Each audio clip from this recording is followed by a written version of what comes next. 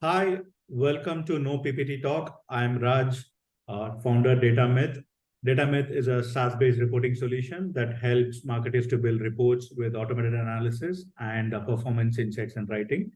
This helps marketers to understand what is working and what is not working in their marketing campaigns. Today, we have Ashish Agarwal with us. Ashish worked in tech and digital marketing industry for the last 16 years, and especially in the SaaS company for the last 6 years. And he's been awarded 100 Smartest Digital Marketing Leaders by World Marketing Congress and CMO Asia in 2018, 2019, and 2020. Congratulations, first of all, Ashish, and welcome to No PPT Talk. Thanks, Raj, for having me on the No PPT Talk podcast. As you said, we go a long way back, and it is always fun interacting with you. And I look forward to discussing marketing and SaaS with you today. Oh, thanks a lot. So today's session, we're going to talk about SaaS marketing, how we, like a product market fit, or whether there's a need, or how do you acquire the first 10 customers, and how do you go ahead from, like say, after acquiring the first 10 customers, how are you going to increase it to 50 or 100, and whether you're going to stay bootstrapped or whether you're going to get funding. So, okay, Ashish, first thing that you have an idea about building a product, like you found there is a solution and like, okay, there's a gap in the market or like something, and you want to build a product. How do you know whether there is a need in the market for the product that you're going to develop? Okay, sure. So, like if I compare it to my thinking a few years back, what I've seen is like, every SaaS product need not create a new product category or a new industry of its own. What I have realized is like if there is a market and there are already like there are category and there are already some SaaS players present, that means that there is a huge opportunity and already a product market fit because that's why the category is thriving.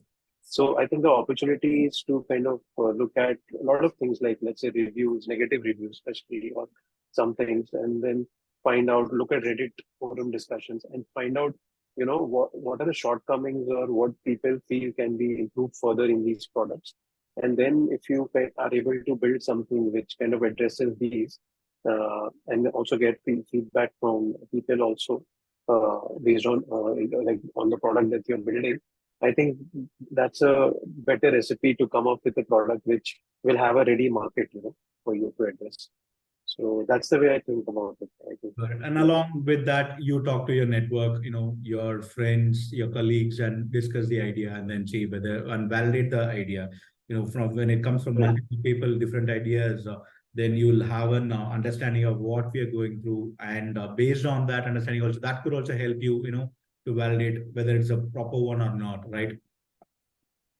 Yes, for sure. Definitely. I mean, uh, speaking to people is, I think, the best thing you can do. Like getting live feedback is the best thing that you can do.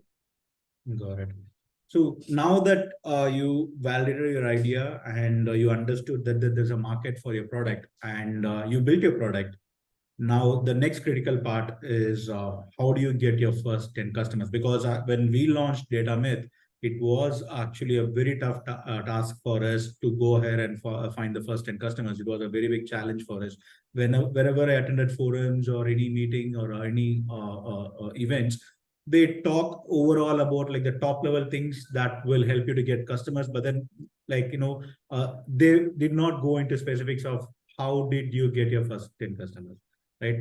Like it is very critical. I feel as an entrepreneur, first time entrepreneur especially, like it's very difficult for someone to understand how do you get the first 10 customers, because you will not have enough budget to go and spend on Google ads or LinkedIn ads. And there are a lot of challenges that you face as a bootstrap company. So if you can like get tell us or know how to get your first 10 customers, that'll be really great. Yeah, sure. So like here are some ways which like I have seen people, getting initial customers. First is definitely, your network definitely helps like people because they already know you and they trust you or have worked with you before. You can always reach out to them, and based on the trust and the relationship that you have built, it helps to secure at least an initial set of customers. Then uh, other things that I've seen working like, for example, one company I actually seen wherein the founder has also offered, an ex-boss some kind of small equity in the company for them also becoming a customer and playing a advisory role, for example, in that company. So I think in the initial stages, these kind of things might also be entertained because you have to give up something to for them also to see that value and become customers. So these are something which I've seen. Apart from that, if I have to talk about today's time, I think when you're thinking of launching a SaaS company, it always makes sense to build up an audience parallelly, like build up your personal brand on social media, because it's very valuable. You always get a lot of exposure on social media, and if you, as the founder or co-founders, has that kind of audience that you interact with, etc., and you launch something, the propensity for them to buy is a lot higher. So I think when you're thinking of starting this SaaS company, I think starting off with that engaged audience can also make a very big difference. So It's a these are good. some ways, and like another thing can be like you don't have a lot of budget when you're starting a company for marketing and sales. So things like cold email campaigns, etc. I've seen, or reach outs on LinkedIn, for example. So these are some low cost ways which you can explore when you're starting. That's pretty interesting. Like building your personal brand that actually helps. That's a very interesting thing that you pulled out. That's great. So now my next question would be like, okay, you have a product, you have your first 10 customers, and these customers are from your network, like you said. But then when I go beyond my network, they need some kind of a credibility or a social proof for your product, right? Because I'm going beyond these people know me, so they signed up or they subscribe to my product. When I go beyond my network, I need a social proof. So how do you build a social proof for your product?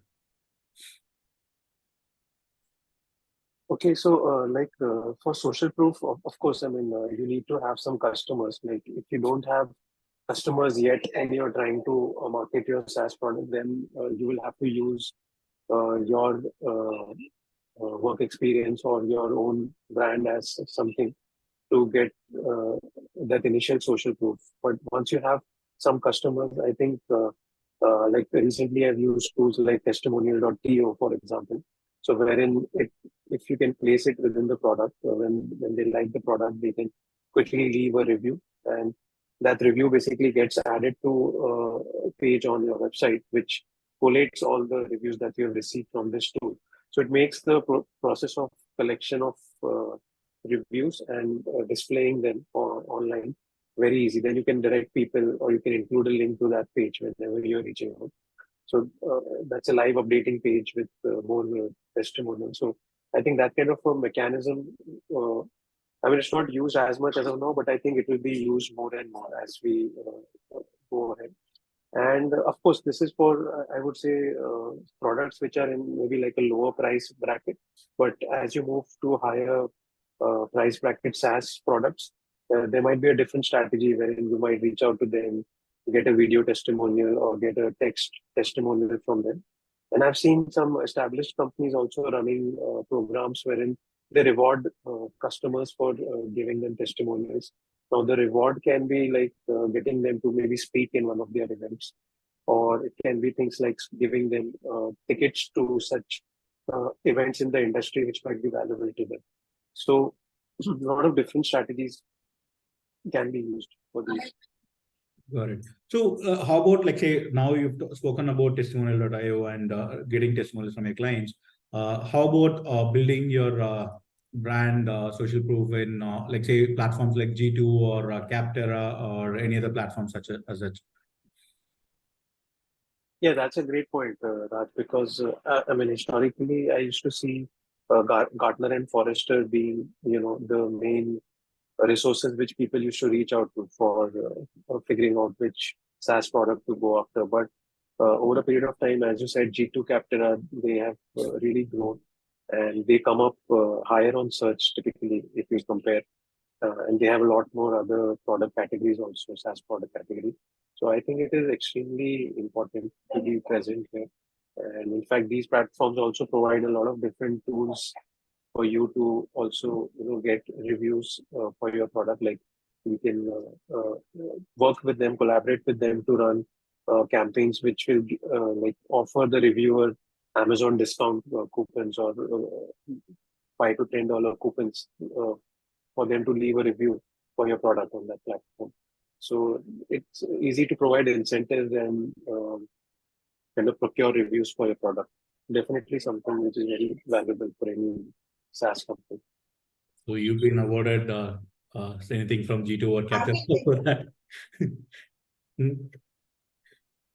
Uh, yeah, I mean, I have left.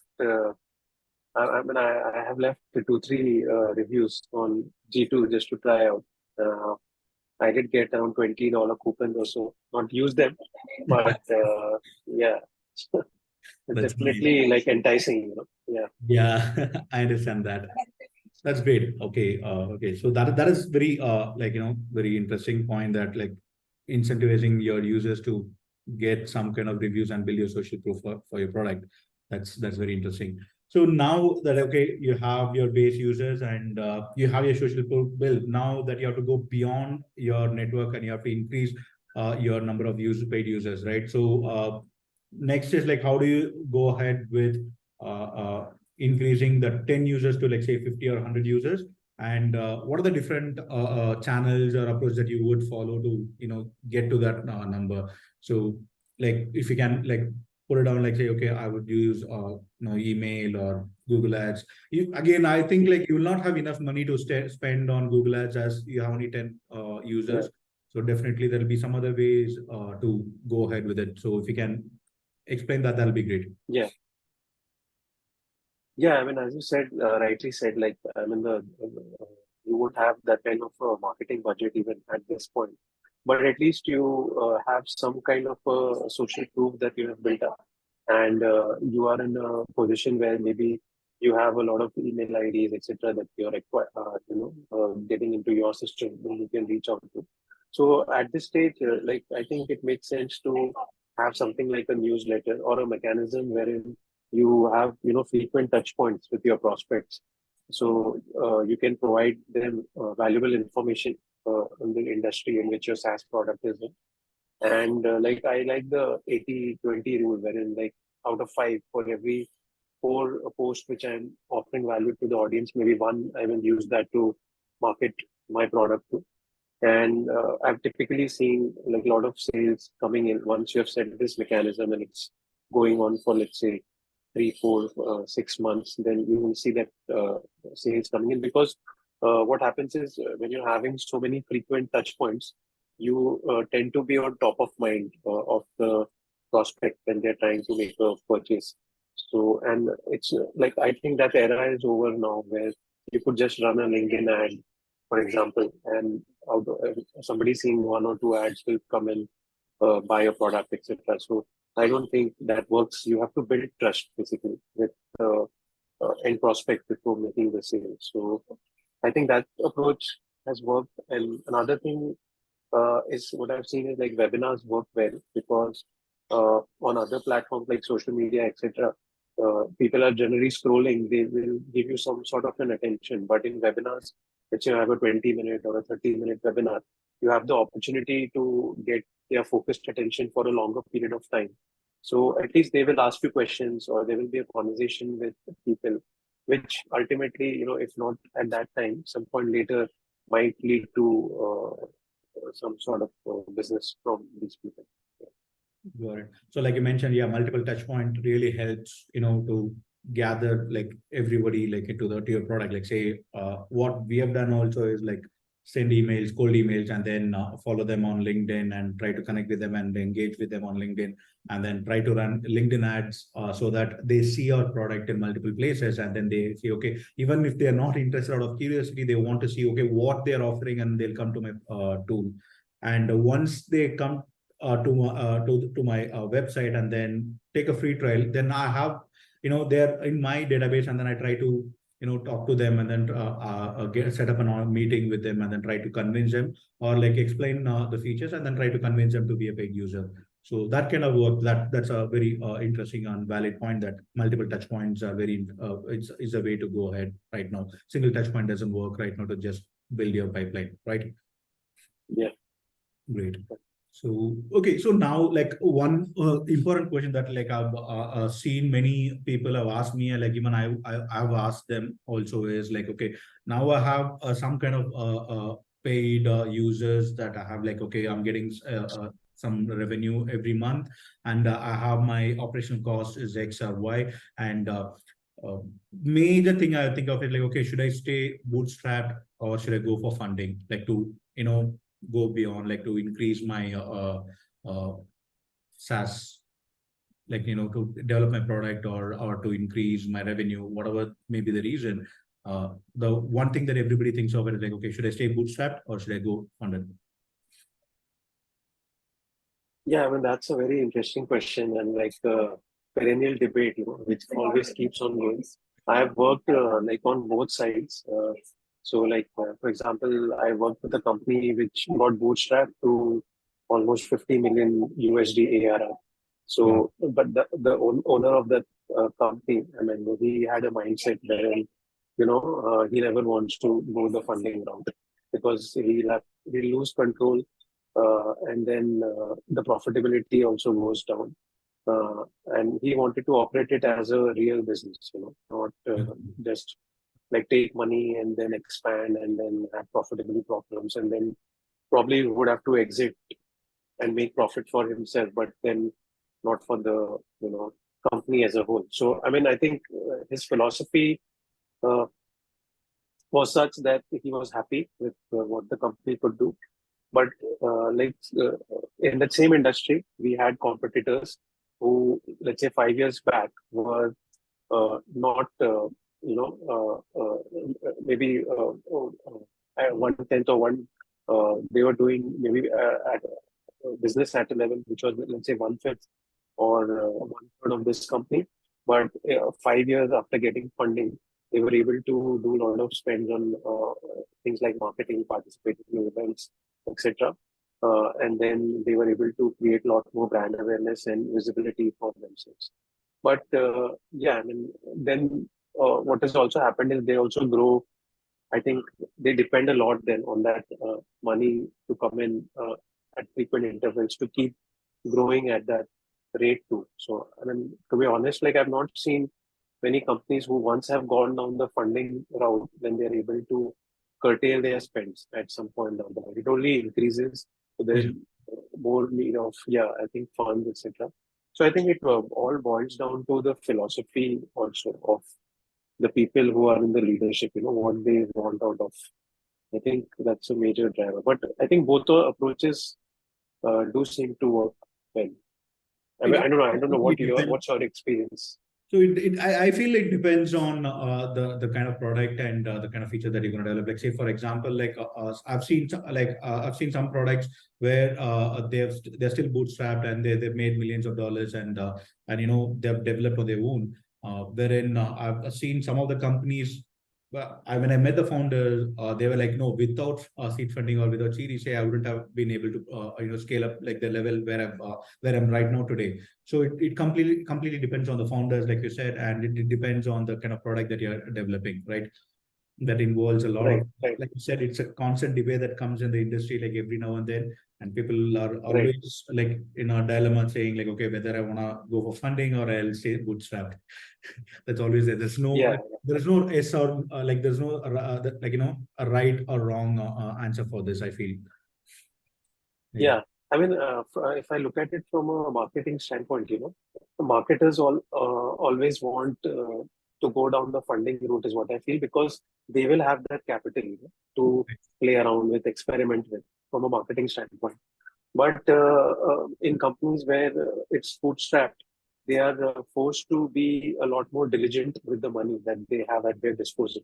So the scope to experiment, I would not say is reduced, but it has, like there will always be a cutoff wherein you will need to showcase results. You won't have like and so uh, I mean, what I've seen is like in bootstrap companies, your marketing ultimately ends to double down quickly on what is working because you have that limited money. So Yeah. these are some differences like which like I saw from a marketing standpoint. Yeah. That's great actually. Yeah, that you nailed correctly. Like saying like you with the funding you will be able to experiment and you'll be able to come to a quicker decision faster, and then you can test other things. Wherein bootstrapped you'll have a very limited budget or diligent on very where you're spending, what you're spending on. So you might be very careful. You'll have to find out and then Mm. test it out. It's a little difficult. Ask me about it. Yeah. Uh, Yeah. okay, one last question about the entire process. Like, okay, now we have a good set of users, and you have budget also probably to spend on Google Ads or LinkedIn Ads or wherever you want to. And now, like again, the next point is to to scale up more, users and revenue. So now we are going beyond 100. So what are the things that you will be doing here again? Like, say, will you still continue doing outreach and ads, or you will go beyond that, like talks, like in same probably like attending events or putting up a stall? Like, what would be the thing that would get going from there, going beyond the 105 200 your paid users? Yeah, and then at that point, I think once you have the money to spend, then uh, you would want to go all out on a lot of other things which maybe you are not able to do yet. For example, ads, definitely. If you've not been able to invest in ads, like for SaaS companies, I know for a fact, like things like Google search ads, for example, or LinkedIn ads, these definitely work. So if you now have the money, then you should definitely go about investing in these kind of channels. Remarketing ads, for example, low cost way to get a lot of business. So I think remarketing you should start exploring on all different channels.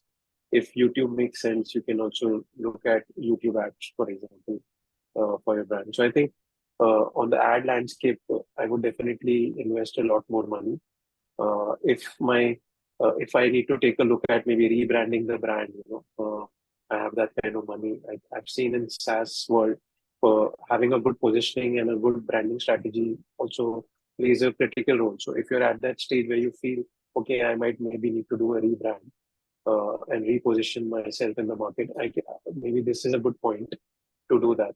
Uh, Otherwise, as you said, like taking part in events, or even if you have the capacity to hold, let's say, an event of your own, uh, that also is something which adds a lot of credibility to the brand.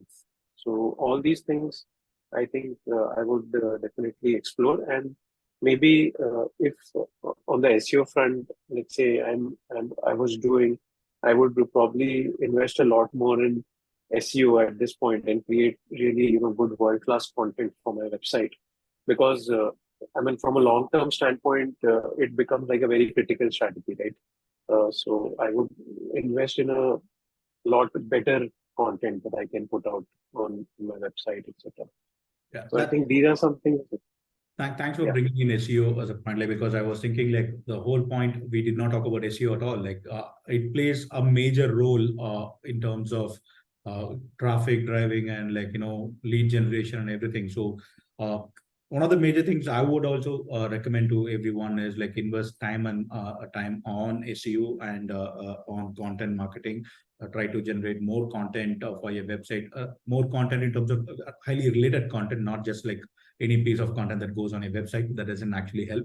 Highly related content that helps you to like try and understand what kind of keywords the people are looking for your product, what competitors are doing for your product, and then see what kind of keywords they are using. Try to build more content for those keywords, and try and build more like uh, what do you call add these meta tags and try to increase your domain authority and page authority.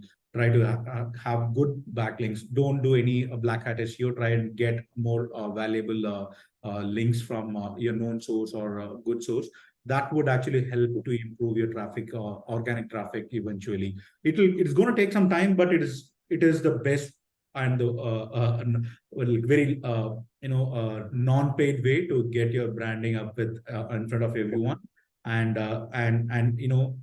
that's gonna stay for a longer time, like Ashish mentioned. Yeah, if you want to add any points to that, Ashish, you can continue. No, those were great points, Raj. Like one thing, like something which happened recently is like, like there was a founder who told me that we don't want to invest into SEO because I've seen it time and again that it does not work.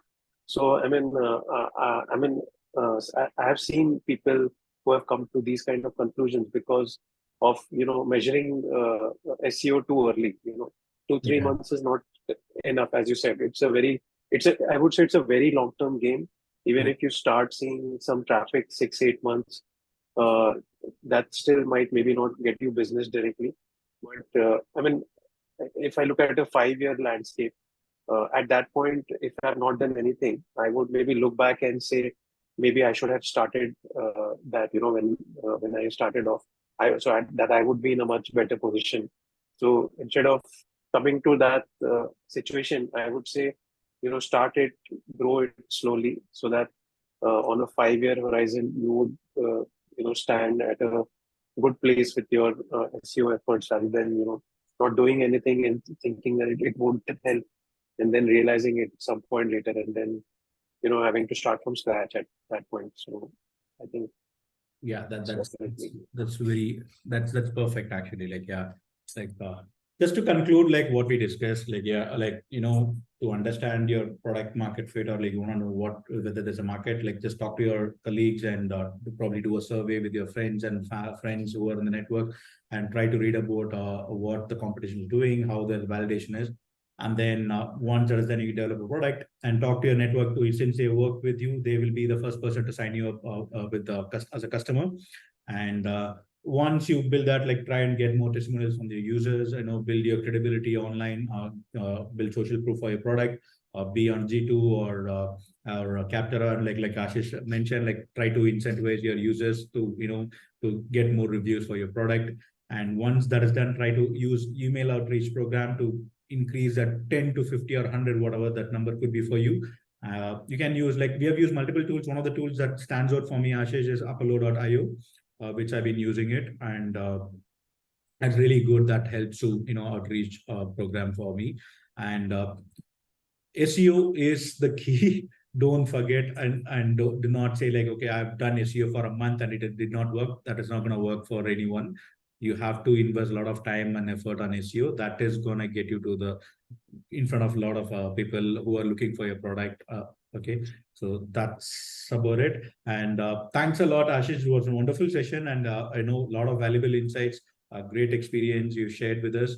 Thanks a lot. Hope to speak to you soon. And that brings us to the end of the No PPT talk. We'll see you on another episode of different topic. Thanks a lot, guys. Thanks, Raj, for having me on the podcast. Really fun interacting with you today. Thank you. Thank you.